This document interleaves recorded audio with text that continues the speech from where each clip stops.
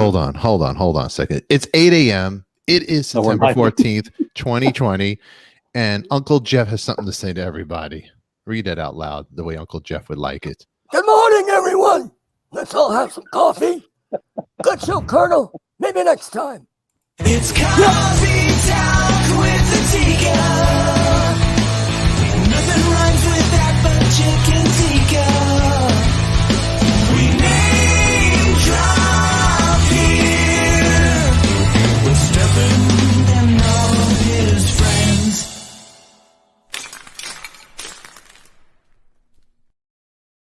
Oh my goodness. Everybody, welcome. Welcome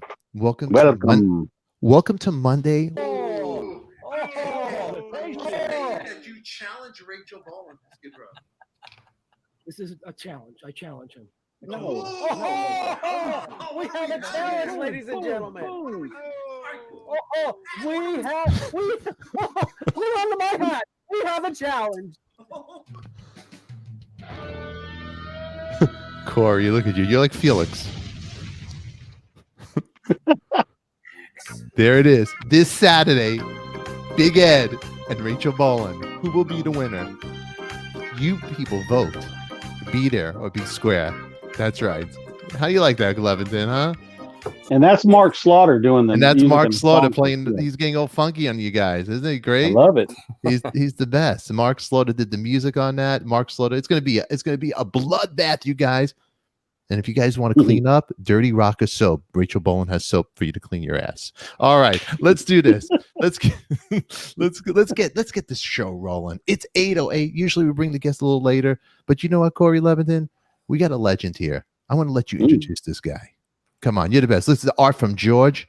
George, thank you for the beautiful art you did. Ladies and gentlemen, give him a big round of applause. Who do we got coming in here, Corey? Well, we have a bona fide rock star.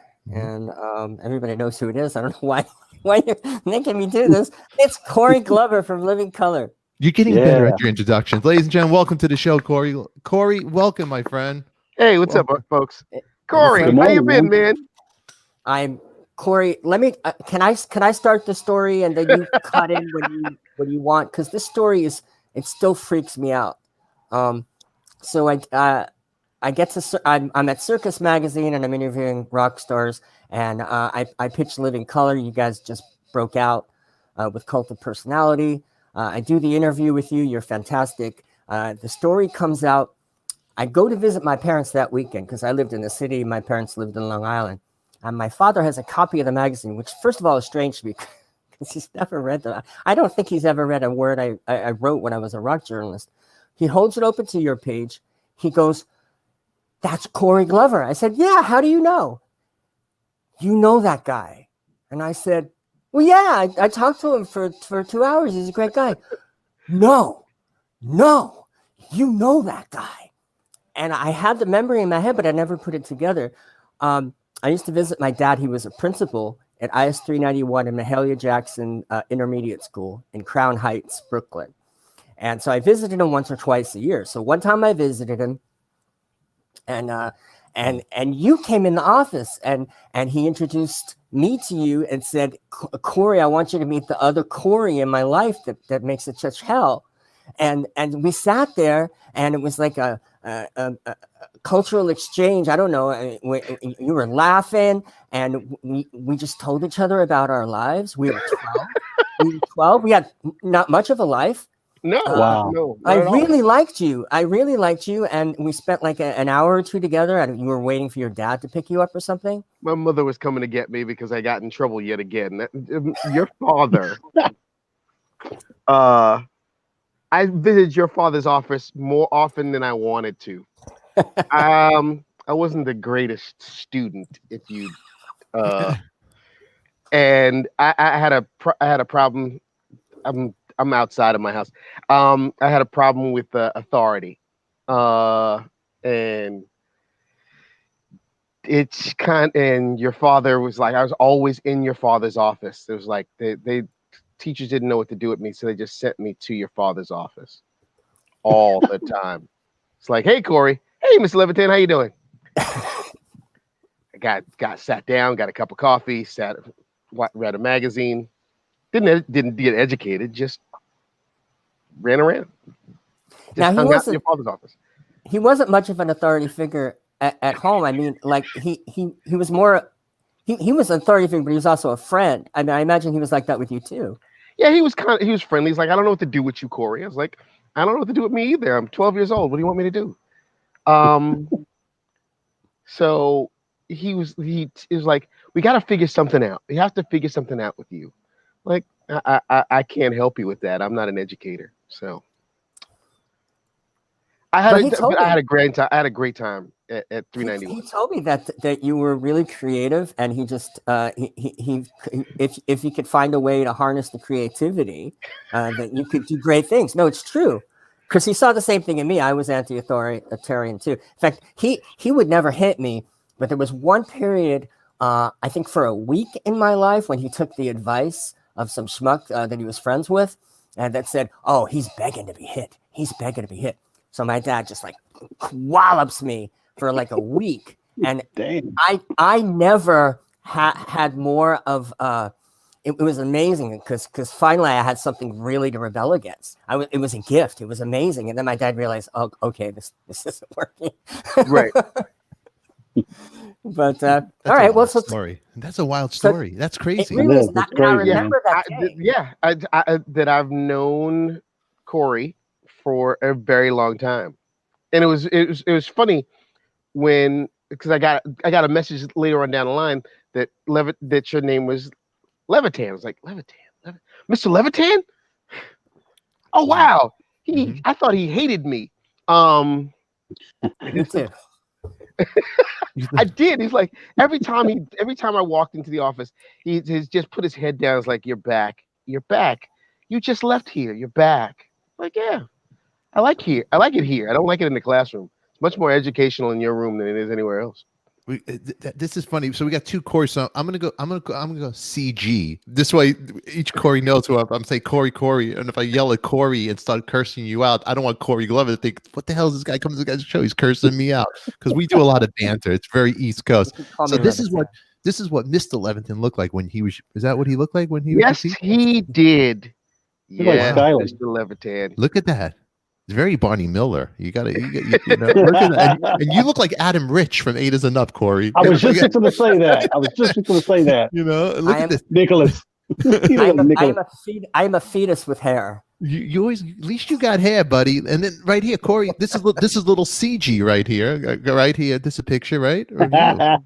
Right? Yeah. I dig the tie. Yeah, that was my father's tie, who's sitting there like, I don't know what to do with this child. I don't know what's wrong with him. How old are you here? I have to be about 11 or 12. It was around the time that I met Corey. And we had to go to some fancy thing, and I didn't have a tie. All I had ties I had were clip on, and I think I chewed a hole through them. So he gave me one of his ties. This is him putting a tie on me. That's like, look at you guys both. Look at you, little Corys. Look, two little Corys. Look at this. I love it. CG, where in Brooklyn did you grow up? Because I'm from N.Y.C. I grew up in Crown Heights. Tough neighborhood. All blacks and Hasidic Jews. Hasidic Jews, huh? Yeah, it was very interesting. It was a very interesting mix of people in that neighborhood. Like, my parents moved in there like in the mid '50s. When it was still sort of a weird segregation. You know, that the history of Crown Heights is an interesting one, in that it's where Weeksville is. It's one of the first settlements of freed slaves is in Crown Heights, and it became an enclave for freed slaves at the turn of the century. And then later on, it started to change again. And it became gentrification is not new. It just it happened over and over again. And my parents moved in like 1950 something, and they were like the first of the new wave of young people that moved into that neighborhood. And the neighborhood changed periodically. It changes still. But my parents were still there till they passed, and my family's still in that neighborhood. My family still lives in that house that they bought back in the day. and that's like that's where I got all of my education, musically and otherwise. You know, because it was such a melting pot. It wasn't New York City. It was Crown Heights that really gave me like this musical thing. Vernon lived not too far from me. Vernon actually lived like 6 blocks away from me. I had no idea until we got together from when he asked me to join the band, that he lived not too far from where I lived. And the people that we knew in common, there's a lot of music going on. Yeah.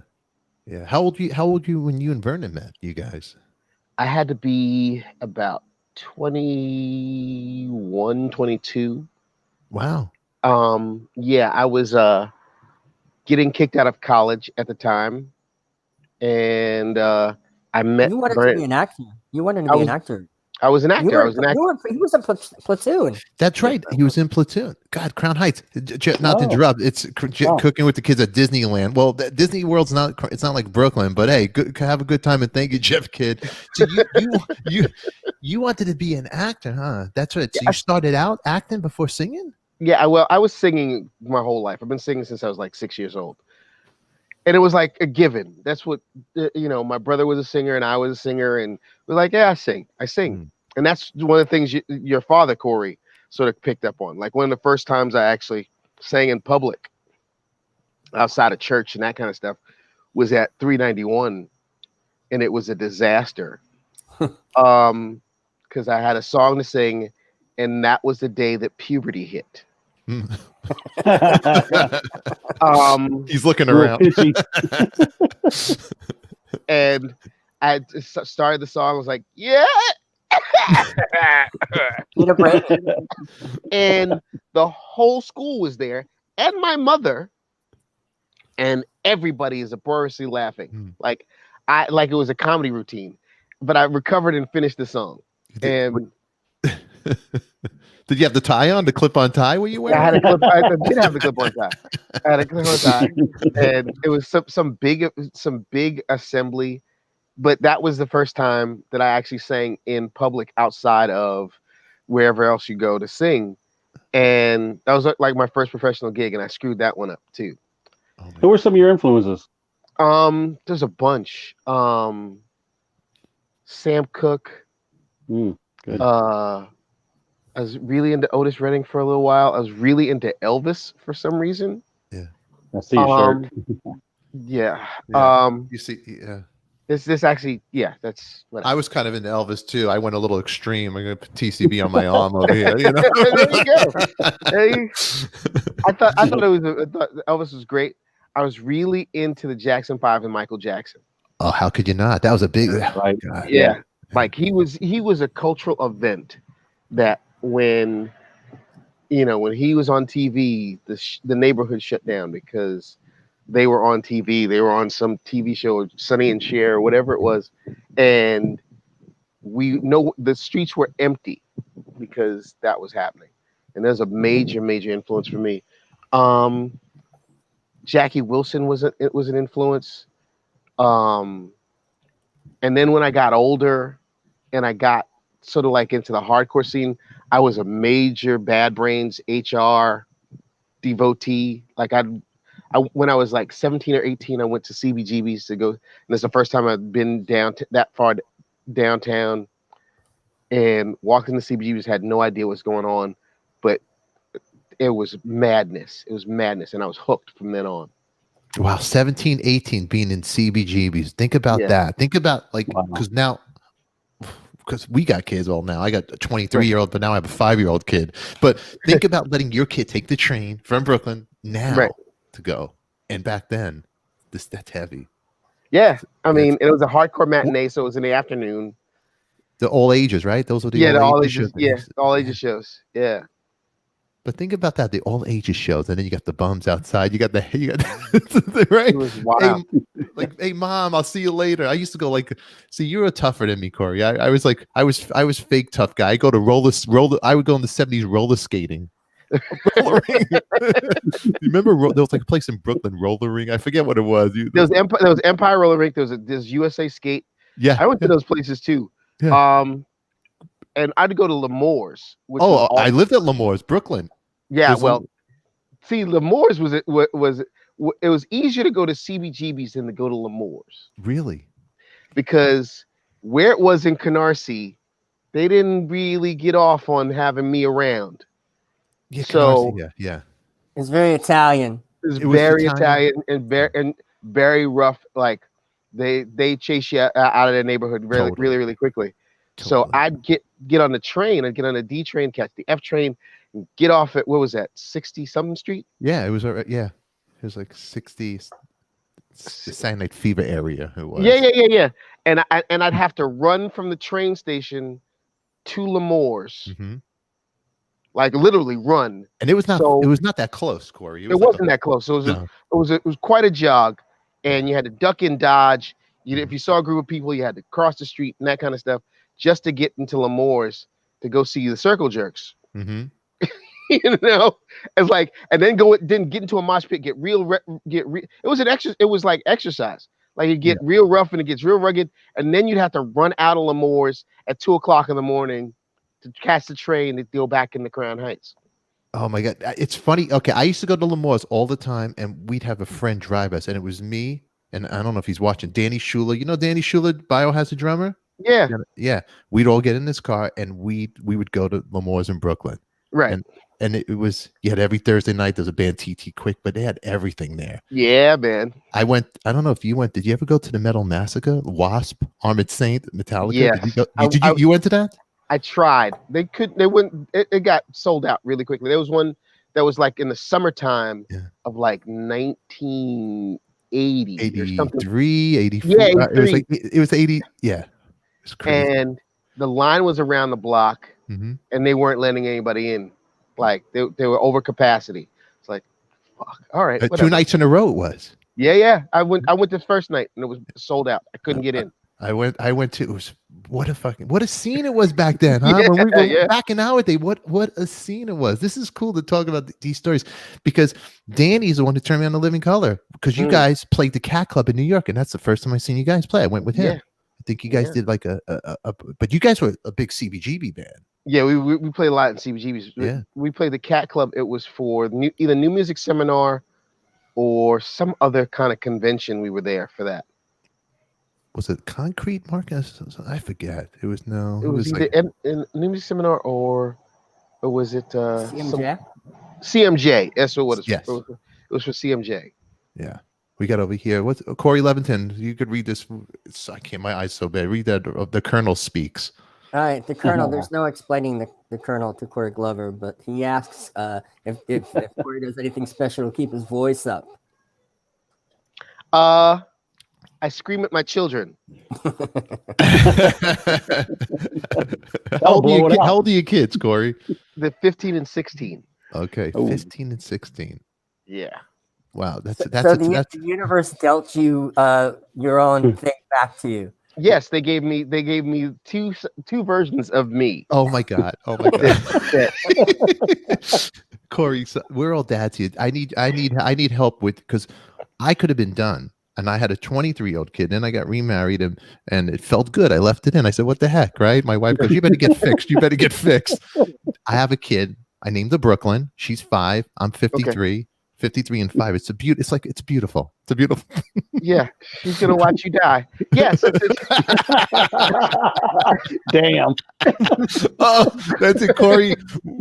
That's it. Somebody that outdid me. He popped my cherry here on the show. This is great. Oh, I'm gonna be in diapers. I figured this is gonna be good. Somebody will put me in diapers, and wipe my ass. Right. It's the hardest gig, being a parent. But now, look, here's Corey Glover. Guys going CBGB, the hardcore scene, because the scene there was crazy. Back when we were growing up, Brooklyn was, like he was saying, you couldn't get into the neighborhood, because I had a friend that lived in the projects. I wanted to go play Star Wars action figures, right? And I couldn't go to the projects because and I never understood. It was this. That's why I got into the music, because the racial thing in Brooklyn, it was so bad at the time when they'd bus in, right, the kids from the school. It was tough. It was not easy. It was a tough time. It was people think, that the East Coast is a little more enlightened and a little more, they have their shit together. No, it was just as bad. It's just as bad. Like Canarsie, Bay Ridge, Mm-hmm. Sheepshead Bay. Mm-hmm. Those were like sundown towns. Yeah. You know, it's fine during the day. You know, you can go out to King's Plaza during the day, Oh, King's Plaza. Yeah. There you're talking. but if it's sun's Mhm. going down, you got to get out. You got to get on the bus and go. It's true. King's Plaza, Chess King. They had the Alexanders and all that Alexanders. stuff. Wow, Alexanders. The King's Plaza Mall was great. Remember the car service outside? It was like in a trailer. Yep. You remember that? It was by the Bowery lighting. You'd walk across. Do you know? Look, I'm bringing Corey back to memory. Look, Corey Levinton's getting upset. You're stealing my friend. Don't worry about it. You know, I'm friends with Ed Stasium. It'll help your career. Come. but check it out. Do you remember that trailer? If you watch the old mob movies, if you're into any of that stuff, you remember the Murder Machine? There's a Gemini Lounge. Roy DeMeo. He owned that. He owned that. That was his trailer. He owned it. Wow. Yeah. Fucking crazy, huh? Yeah. This is where Corey and I grew up. It was. He's totally right. But the King's Plaza Mall is the best place to go to cut out from school. I'd go to the mall. That's where I would go, to King's Plaza when I was a kid. Go to King's Plaza. I'd go down to Fulton Street. And there was and Corvettes and all that. Of course, Alexander's across the street. So I'd be downtown all the time, and because once I got kicked out of 391, which my parents decided to yank me out of 391 at some point because I really wasn't getting any kind of education. I was having visits with Corey's dad. They put me in some school that was down there, and it was close to where my father worked. My father worked for the city of New York as a tax assessor, so I'd be downtown all the time. And I was close to my father, so when I got in trouble, they really got the wrath of God put in me. And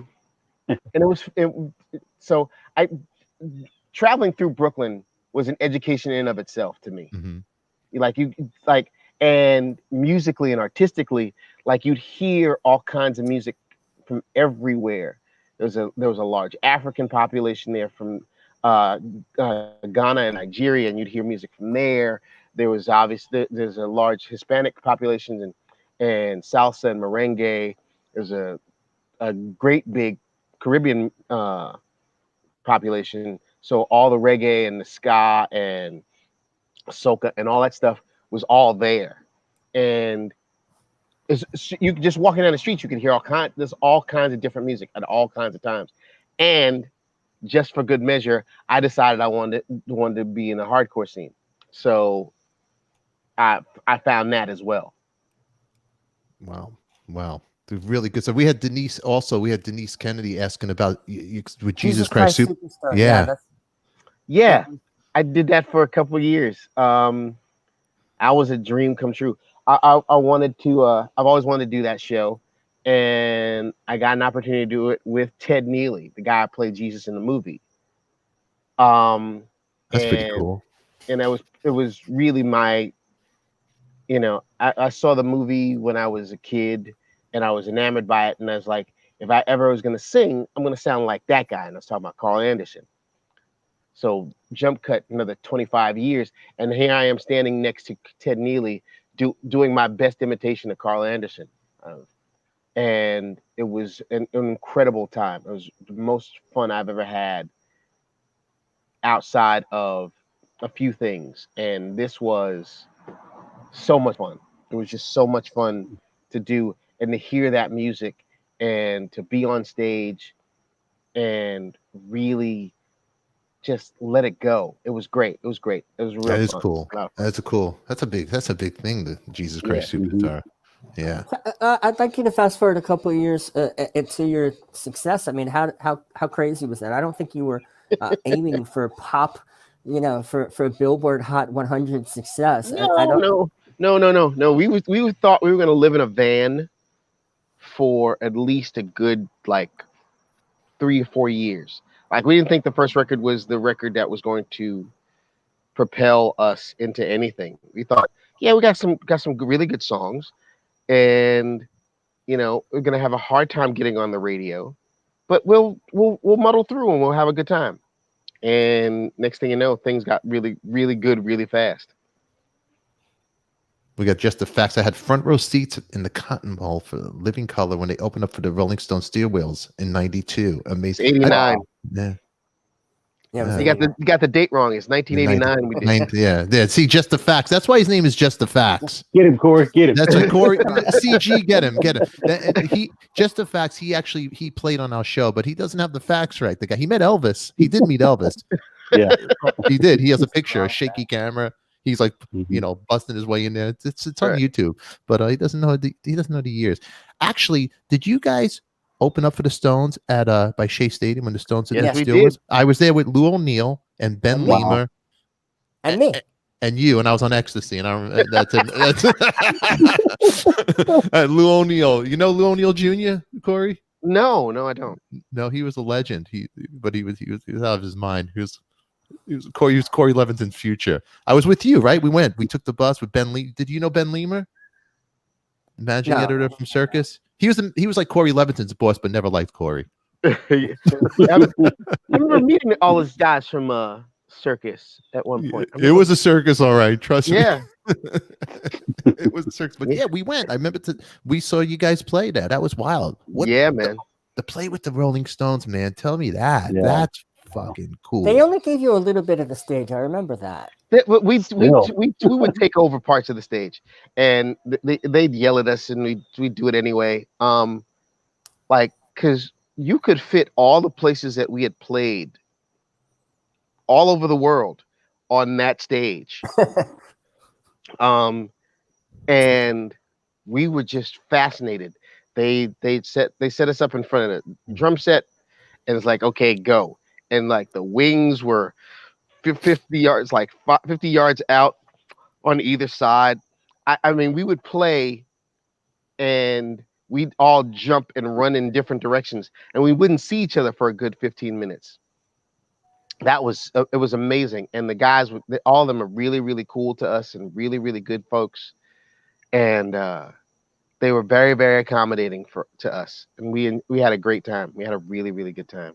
Who's the one you talked to the most? Like, who was the friendliest Stone? Probably Mick, right? Well, we had a relationship with Mick, because Mick sort of produced two demos for us to get a deal, so we knew him. But Keith was really nice. He always let us into his room, his den of iniquity, and we'd have it it's like bottles of Rebel Yell and Charlie. Like each of us had our Stone. Like Will gravitated toward Charlie because Charlie was really sort of like jazz drummer, and Will was jazz aficionado, so they would all hang out. Me and Vernon would hang out with Keith and Mick because we saw the comparisons. And Muzzy at the time would hang out with the background singers because they were all cute girls. The smart guy, and yeah, he was the smartest. Muzzy was the smartest of us all. And so and then they'd all be in the same room, and we developed a passion for ping pong. Really? And don't play Keith Richards because he'll whoop your ass. You think, yeah, he's drunk, whatever. He's always high. He will whoop your ass. He had it in the wrist. It's on the wrist. Yeah. It's ping pong. It's definitely handball in Brooklyn. Yeah. Right? Handball. Yeah. It's a different sport, huh? With the ping pong, huh? It's the wrist. Yeah. Wow. So it was, but we, and we'd pull up to these places, and it was just massive places we didn't even think we'd ever get to. The LA Coliseum, that kind of stuff is like, what is this? Why are we here? And as we were doing this, the record was blowing up, so it didn't hurt. Wow. I mean, Corey, think about it. Here you are, a guy from Brooklyn, and you're with the Stones. You're playing ping pong. Why are you playing ping pong? How could you not lose? It's like, I'm playing Keith Richards. Yeah, right. You know what I mean? Right. It's like, did you pinch? Think of it's crazy. And he's whooping my ass.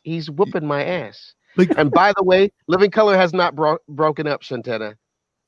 It's not. We're still together, so we're still you playing. broke up from 95 We to broke 2000. up. Yeah, we had a short break because we needed to be away from each other.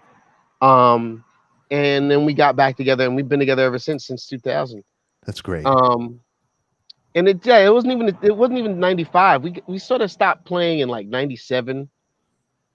And it's like, I need a break. I got a job working at VH1 as a VJ. I don't know why. I started. It was time for us to do other things so that we could come back and be a little more fresher with the ideas. Yeah, sometimes you got to do that. Yeah. I mean, I was going to ask you, like, who you ever got impressed by anybody in your music career that you met? Like, oh my god, I can't believe I'm in a room with this. But after hearing this, that would be mine. Is the Stones? I'd be like, you know, Top that. We sort of accidentally would run into people. Like we were in London or something, and we're in this club, and you know, we're always fish out of water. We're in this club, just hanging out, walking around, and some giant dude walks over and says, "The boss wants to see you." Like, who the fuck is a boss?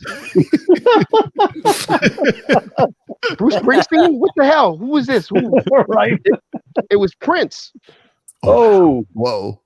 And he was like, he came over. We went to the behind the velvet rope, and he was like, "Hey man, what's going on? I really like what y'all do." Yeah. And Will and I were like, "Hey, we hear you play basketball. We would like to whoop your ass at basketball. Come on." We would like the honor of whooping your ass at basketball. I think I saw this on Dave Chappelle. And no, he's and his crew of bodyguards were like, "No, you don't want to play the boss. Boss is really good and really good." Like, yeah, whatever. I'm from Brooklyn. He's from the Bronx. You're from Minnesota. Fuck you. I throw elbows. Yeah. I don't care who you are. I don't care how big your bodyguards are. And later on, like one of his staff was like, "He cheats." Like, what do you mean he cheats? He cheats. Oh, okay. That's how he wins. It's that Dave Chappelle thing. They might have whooped his ass, but they cheated. He and his crew cheat. That right here is my brother-in-law writing to you over here. That was almost as good as Charlie Murphy's telling of the same experience. Dude, that is great. So, I want to ask, wait, so who at the Prince? So so you guys actually played, right? You guys are going with each other. Did you play the boss? We never played a game. But later on, we played in Minneapolis, and this is right after we filmed the Cult Personality video, and Prince was having a party in Minneapolis at Paisley Park. So he invited us over, and there was Steve Jordan, guitar player Steve Jordan was there, and a bunch of other folks that I can't remember who it was. And we sat and jammed with him for like 2 or 3 hours in his compound. He popped up out of nowhere. He had all these secret passageways into rooms and out of rooms, and he just he smelled brimstone, and there he was. And he was, you know, he was a very normal guy in a very abnormal situation. Wow, that's pretty. I was going to ask that same question right there. Yeah. And he played. The right here. Well, it's Time's Up. Time's Up it was re-released on vinyl like last year or the year before on green vinyl. I think you can still get that. And I think Stain is all the records have been re-released in some way, shape, or form. Are you a vinyl guy, Corey? I am not a vinyl guy. The Corey stick together. All right. CG, the interview's ended. You're done. What do you mean you're not a vinyl guy? I'm not I'd like to be a vinyl guy, but it's expensive. It's expensive. And Corey, you're playing the Bronx basketball. All right. I'd rather be doing. If it's an album you love, you don't want to ruin it. Okay. You don't want to ruin Did you the hear that? album. Did you get that? No, Any of that? no, No, I didn't. No, your internet went bad because you're not a vinyl guy. All of a sudden, the gods of vinyl are going All after of you a right sudden, now. yeah, I have a feeling somebody pulled a plug on me No, because I'm not a you know vinyl what? guy. All right, No, I Corey. mean, I have records, it's funny. My kids got a record player for their birthdays Mhm, this year, mhm. and we went out and we bought some records for them to Cool. play, and it's like, oh, that was great. That's great. I hope you enjoy this. Get ready to waste all of your money. There he goes. All right, you know what, CG? What I'm going to do to you? I got the god of vinyl coming here to talk to you and fix your wagon. You ready for this? You ready for the Uh-oh. god? Yeah. You don't mess with no Stasium right here. There he is. Look at him. That's it, Corey.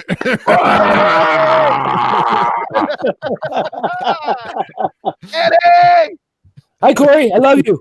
I love you. There he is. Check it that. out. Now, what do you got there? Nice. No pants. You got your. Oh, showed us. You got no pants on, but you got a nice sweat. No, Oh, look I at have, I that. have no pajamas on, but I have my original living color hoodie. Look at that. Badass. That is bad. Look, it doesn't fit. I had to pour myself into it. Yeah, That but is for some reason I had it hanging on my closet, on a hook in my closet, Look at. and look I at- thought I'd make my morning appearance because I had a late night. I Here like am. this. I like this look. No pants Stasium. Now, Ed. Yeah, baby. CG over here doesn't. He's not in the vinyl. Look, the two Corys are against us over Yeah, here. you know. Just want to say hi to Oive and the other Corey. Hey, brother. Yeah. Always good to see you. And Hi, know, Corey. Corey How's it Glover. going? I just saw Corey. See, I can't talk, dude. I didn't get any sleep. What did you do Um, last night? I was working. Oh, okay. Just work late. I have this strange habit of getting up at 9 or 10 and then starting work at 1 and finishing up at 2 or 3. The usual routine I've been in for decades. It's whack. Right. It's whack. But I knew you were going to be on here, so I forced myself to get out of bed. I did, yes. But Nice. yeah, man. It's good to see you. I just saw, guys, I saw Corey March 7th here at the Belly Up with the Bowie celebration with a bunch of great players. And it was great to see Corey. I hadn't seen him in years. Yeah, We man. had sushi. We had sushi. Yeah, man. Yes. And reminisced. It was great. Yeah, It was- baby. It was amazing. It was good to see you, man. You Yeah, too, buddy. the Bowie. So, tell us about the Bowie. It's a Bowie celebration. It was all the folks that played with Bowie. So it was Mike Garson, who was an MD for a very long time. It's Carmine Rojas on bass. Alan wow. Childs on drums. Who else? There was at one time we had Earl Slick playing wow. guitar, Wow. playing the other Cool. guitar.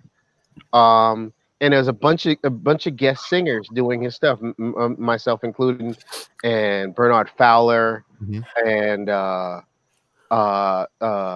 Charlie Sexton. There was a bunch of folks that did this, and we had just started our tour.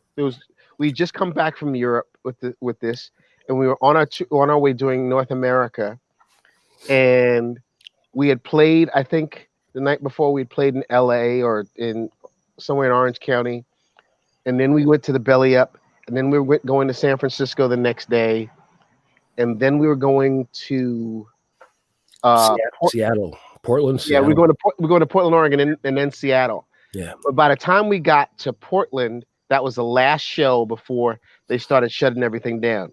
Oh wow. They canceled the Seattle show, and everything else started getting canceled. So by the time we got to Seattle, they were putting us on a plane and sending us home. Mm. And I got home on the 9th of March. I came and I went and got my kids. I came home, and I've been in the house ever since. Ever since. There Is it that is. where you're upstate New York? Is that where you live now, or did you just Yeah. go there to escape coronavirus? No, I at first it was an escape, but now it's like it's where I want to live. I love it here. It is, huh? 'Cause it's an hour away from the city. Mhm. It's, as you can see behind me, it's very, very green. Winters are a pain in the ass, but it's comfortable. It's relaxing. It's home. You know, It's I not. live in It's the not. It's not like going to Canarsie or the Kings Plaza Mall, the Mill Basin on the right. no, It's not like no, no. that. I don't have to. I don't have to deal with a Yeah. bunch of stuff that, you know. New York City is not only is it just a hotbed of ridiculousness. It's really really expensive Yeah. for no particular reason. Yeah. And I can do a lot more with a lot less here than I could in New York City. I Yeah. couldn't. I'd have a 1-bedroom apartment for what I have for a house. Yeah. You know. Wow. I totally understand. So Corey, so how about at home with Corey? Are you like a fix it up guy? You like to fix things yourself, or No. No. I'm not. No. As Corey and I will tell you, I'm not an educated man. So that's not for me. I like to hire people to do that, but Me I do too. cook. But I cook. That's what I do. Yeah, How do you baby. cook? I'm a good housewife. Yeah, Yeah. me too. I'm a great housewife. Okay. Do you like to Me grill? too. I'm a single housewife. Ed, I'm moving in with you, Ed. Don't worry. I'll barbecue for you. That's what the rumor is. I have a question for Corey. Yeah. If I Which can one? Which jump one? in. The guy in the bottom right corner. The cool one. Okay. The real He Corey. said the Not real the guy that Corey. lives 18 Hey, minutes I from just me. I have something funny. I had dinner with Corey Feldman about 25 years ago.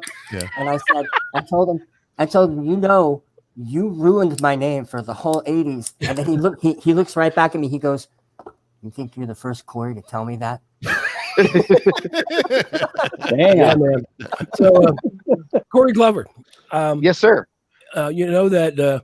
So I'm working on this Jagger record at Right Track Studios, and one day Ronnie St. Germain walks in and says, "Hey, how you doing?" He had I guess he had a cassette of the band or something, and Ronnie was the imperative connection between Living Color and the band and Jagger, and I never knew how that all conspired. How did that happen with Ronnie and Mick?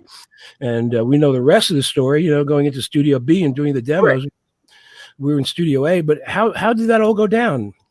Could you please tell me and the audience? Yes. So we went when Mick was looking for another guitar player for that record to play on that record, and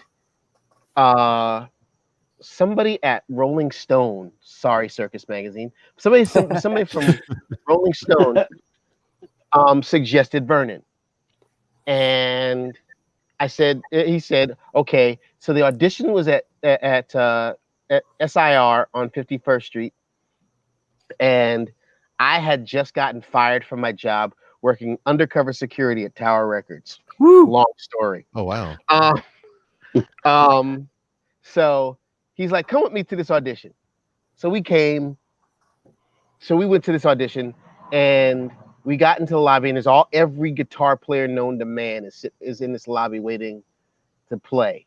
Like everybody that's known and unknown sitting there. And when Mick's assistant went in and said that Vernon was here, Mick ran out of the room and wanted to talk to us. It's like, yeah, man, I heard a lot of great things about you. Things are really good. What's going on with the band? It was like, yeah, whatever. We're playing CBGBs on Friday. You want to come down? Like, you're never going to come to CBGBs. And he did, and he brought Jeff with him. He brought Jeff Beck with him. Wow.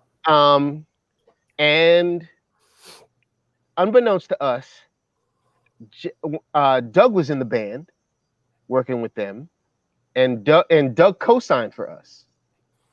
He was like, yeah, those are really good guys. They're really, really, really, really good. So he came down. So Jagger and Jeff came down, and after the show, he was like, if there's anything I can do for you, just let me know. If you guys want to, if you need any help, let me know. And Jagger came up with the brilliant idea. I'm in Studio A. I have all of Right Track. Studio B is sitting there doing absolutely nothing. I think you were tracking guitars in that room or something. And why don't you go in? And we were like, well, we need an engineer. So there's Ron St. Germain will do it. And we're like, yeah, Ron will be great. Ron did that Bad Brains record. Yeah, let's go. Let's do it. And we sat in there with Jagger and our managers at the time, just freaking out, going, yeah, let's get this done. And every now and then, Ed would pop his head in, says, yeah. He just nod and then walk away. That's what I always do. Nod my head. Yeah. So you guys knew Ronnie. Yeah. We wanted to work with Ron on something, anything, and we were still trying to get a deal. Yeah, man. And we couldn't figure out. We kept running up against a brick wall. Like, some people wanted to sign us, but they only wanted us to do an EP. That some people didn't want to give us a deal. One person said, "I like the band, but the singer sounds too much like Ben Vereen." Oh man, I don't see any resemblance whatsoever. Yeah. You know what's funny? I did a record with Ben Vereen. I did. Really? Right? Really? When he finished Pippin, like in 1974 or something. Right. And I actually went to Record Plant and recorded him tap dancing. Wow. Yeah. He's from Brooklyn too. Oh, by the man. way. Yeah. Is he? Great. Yeah, you're right. That's right. He Speaking is of from Ben Brooklyn. Vereen, anyway, just thought I'd bring that up. That's so funny. So we thought with Jagger and you guys on board, we had a better shot, and it turned out to be true. Yeah, man. Yeah. The deal breaker was that record, huh, Ed? Huh? Yeah. That was the deal breaker for all of us. Yeah. That was the bomb for me, man. Yeah, man. That gave me a kick in the butt and propelled me through the 90s. And Well, because I love those Smithereen records, so that didn't help. That helped a lot. Smithereens. well, thanks. Another great band, man. I remember seeing them also at the Cat Club in New York over there. What a great band. What a great time it was to see the Cat Club. For people who don't know about the Cat Club in New York City by Union Square, it's a little club, and you see all these great bands play there as well. That was like the cool. No, it's funny. When Stefan and I were living in those days, and we got invited to all these shows, and we'd go for free and everything. We never thought of that time as the good old days. We thought we had missed them. We were talking about the 60s and the 70s. We would do these amazing things and talk about, wow, this would have been so much better in the 70s. Totally. You're right. Me and Corey would walk around New York, look for spots where John Lennon lived. We were like out of our minds, you know? Right. And What was that? What was the Max's Kansas City? Yeah, Like, it was a dry cleaner.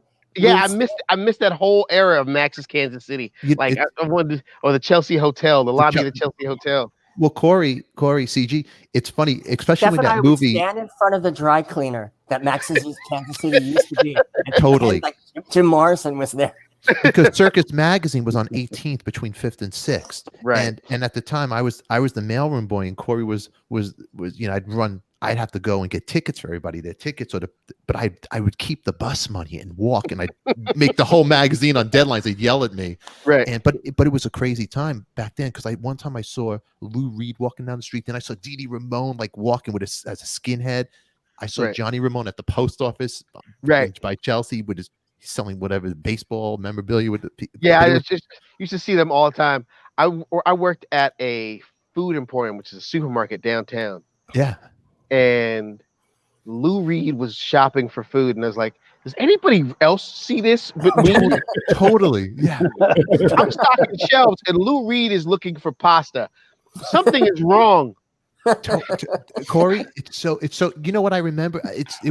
I remember being at the Cat Club in New York. My internet's probably getting bad now because I saw that before the Beastie Boys got signed, and because at the time Rick Rubin would hang out at Only Rock and Roll with this guy Scott Koenig. I knew, and yeah, I know Scott. He managed Biohazard. He managed exactly. Yeah. He used to work at It's Only Rock and Roll, and I actually worked at Record Explosion. Do you remember the record store on 8th Street? Explosion. Yeah, there was Record Explosion, and what was the other one? There was Only Rock and Roll upstairs. Then you had Record Explosion. Then you had by St. Mark's the other record places, over there. Yeah. But, with Binky Phillips. Yeah. Yes. You know who my boss was at Record Explosion was the guitar player Rich from D-Generation, and wow, I didn't last long at that thing, and that was I look like. Oh, I look like the Shaggy DA. My hair. Me and Danny Schuler used to perm our hair with frosting tip. Even Evan, you had to see Evan Seinfeld with a frosting tip hair. He used to, I remember Evan when he wore leg warmers. This is but yeah, it's I have a funny story to tell in '85. I didn't tell this one on the show before. So I'm in SUNY Albany. That's where I went to college. And my friend Mark Bavona really wanted me to come to NYU and find a scholarship that we could afford because my dad was only a principal. He didn't make enough money to afford NYU. So I go there. I spend like a Friday, Saturday, Sunday.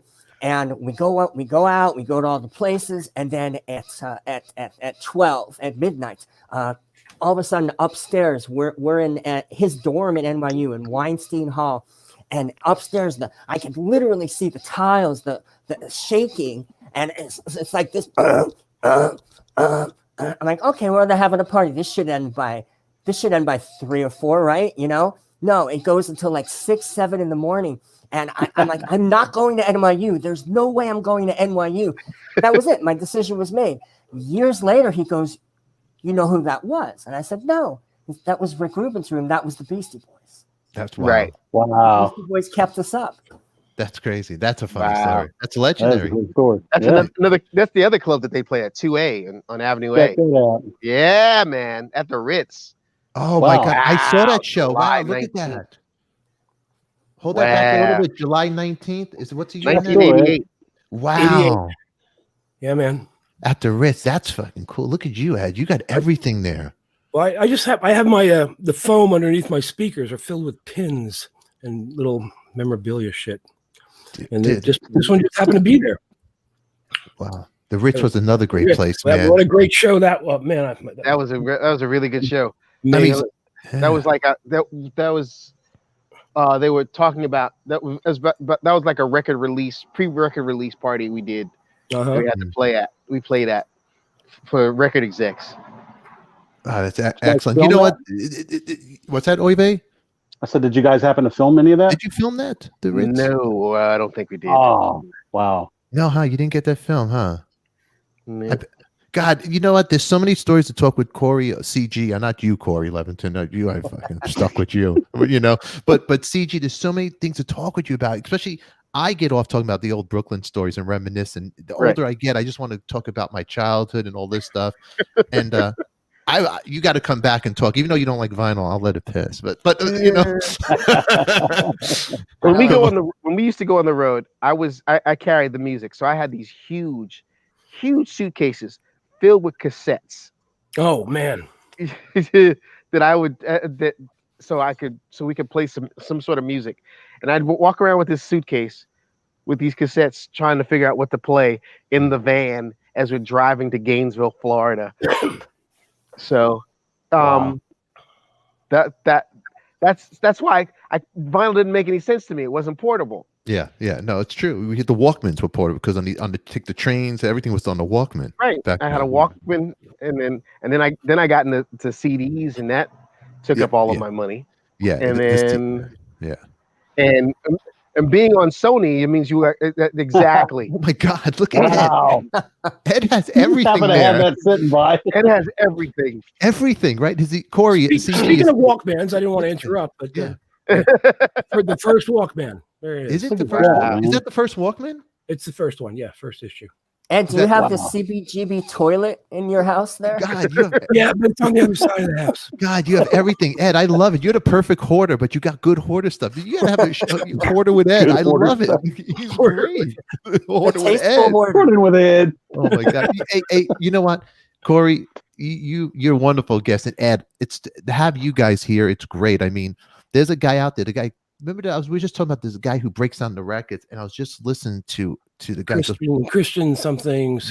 Yeah, he was breaking down the riff, the drums of Cult of Personality, and man, it's so epic, and the music, dude, you just great, and it's an honor to have you here too with everything. Timeless. Yeah, it's timeless. You made a timeless album. Yeah, that absolutely. Mark Slaughter was on the show. He would play that before. He'd go on stage, up all night with Slaughter. They would be playing your music before to get them hyped up for the gig. And, think about that. Wow. You're a legend, man. And Ed, No Pants State, you're a legend too. It's an honor to have both you guys here and be a part of the Coffee Talk family. You got to come back, CG, It because I want wouldn't to talk more happen if it Brooklyn. wasn't for Ed. Yeah, Yeah, definitely. you got to come back, and I have your number now. I could hockey China again. You know what, Corey Leventon, I bust your balls, but thank you for bringing Canarsie and the Brooklyn boys all back together, because you Good know job, what? buddy. You made a safe place for us to hang out now with nobody bullying us. And I love you, Corey Leventon, even though that shirt's horrendous. But yeah, I like you, Corey. I wore it for Corey. It's a colorful shirt. I know. I'm just Exactly. There you Where's go. he's covering the toothpaste stain on his shirt. Where's the stain, Corey? Do you have any? Do you have the My stain wife on? checks me because I went on the air once with toothpaste stains and I didn't notice. So now my It wife was checks funny. me. It's toothpaste green. This one. You know, one thing we have to end the show with. The one thing, the studio that we got here. We all have a great studio. But Corey Leventon, can you show your bedroom and why you have a helmet next to your bed? Tell CG really quick. Can you tell him just about your helmet? Okay. Show. All right. Put the helmet on. Show. Watch this. CG. You've never seen anything like this before. Look. You have your pants on. This is nice. You perfect. Made the bed for the show. I just happen It's to have a something to helmet. match. I Look at happen this. to have a helmet here as well. You do? Are you You with really? him on that? Let me see what you got there, Ed. Ed. This is World War II, That's great. That's 7th great. Air Force Security Police. Oh, that's a You're good killing one. me. Yeah. Look what Corey got. Look, Corey got the whole face protected, Ed. Look at this. Oh man! Look at In case of earthquake. Look at Corey looking at this. He's like, "What the hell am I looking at here?" Look. This isn't a sex thing, is it, Corey? Please tell me it's not. Tell us why you do this, Corey. Okay. I'll tell you again for the 14th time. Yeah, tell. What do they tell you to do during an earthquake? And we, Ed and I, live in earthquake country. They tell you find a doorway or a table, get under it, and do this. Now, when the third floor is about to crash down on the second floor, I wonder how good these hands will be at protecting your head, which is kind of an important thing. When you're in a speeding motorcycle, they don't tell you to do this. They tell you to do like this. So I will be thought of as crazy. It's fine with me. Look at Corey looking at you. You're out of here. Look at everybody looking. Corey, what do you have to think about this? Huh? I can't sleep unless it's this side of the bed, and so I make my wife and my daughter have. Yeah, have CG. The whole family wears helmets before they go to bed. They have it on the the side of the helmet bed. family. The helmet do, family. do you have a helmet drill where everyone goes and runs and gets their helmet? Oh yeah. Yeah. This No, is because- not making California look very nice, by the way. Just want to let you know.